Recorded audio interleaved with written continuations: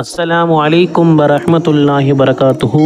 இன்றைய ஹதீஸ் ஹஸரத் அபூ ஹுரைரா ரலியல்லாஹு தஆலா அன்ஹு அவர்கள் அறிவிக்கிறார்கள். இந்த ஹதீஸ் புகாரியிலும் முஸ்லிமிலும் ஒரு சேர அறிவிக்கப்படுகிறது.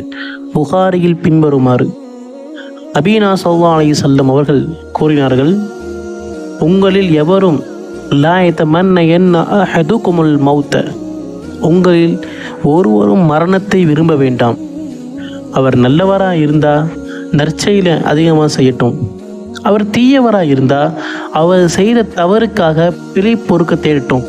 மாறாக இந்த இரண்டு விஷயங்களை தவிர எவரும் மௌத்தை விரும்ப வேண்டாம் என்பதாக நபி ஸல்லல்லாஹு அலைஹி வஸல்லம் அவர்கள் கூறினார்கள். முஸ்லிமினுடைய இன்னொரு ரிவாயத்தில் ஹஸரத் அபூ ஹுரைரா ரலியல்லாஹு தஆலா அன்ஹு அவர்கள் அறிவிக்கிறார்கள், உங்களில் ஒருவரும் மரணத்தை விரும்ப வேண்டாம்.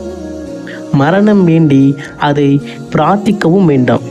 ஏனென்றால் இன்னஹு இதா மாத்த, உங்களில் ஒருவர் மௌத்தாகிவிட்டால் இன்கத்த அமலுகு, அவருடைய செயல்களும் அப்பொழுதே துண்டிக்கப்பட்டுவிடும், அவருடைய செயல் அப்பவே அருந்துவிடும்.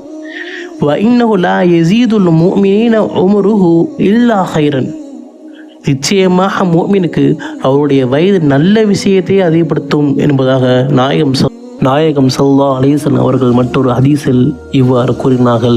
ஹஸரத் அனஸ் ரலியல்லாஹு தஆலா அன்ஹு அவர்கள் இந்த ஹதீஸை அறிவிக்கிறார்கள், உங்களில் ஒருவர் தனக்கு ஏற்பட்ட துன்பத்தின் காரணமாக மரணத்தை விரும்ப வேண்டாம்.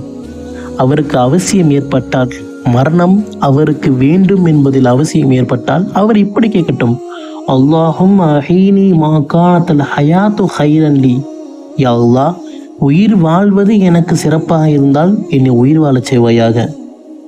வஃபனி இதா கானத்தல் வஃபாத்து ஹைரன் லி, மரணம் எனக்கு சிறந்ததாக இருந்தால் என்னை மரணிக்க செய்வாயாக என்பதாக கூறட்டும் என நாயகம் ஸல்லல்லாஹு அலைஹி வஸல்லம் அவர்கள் கூறினார்கள்.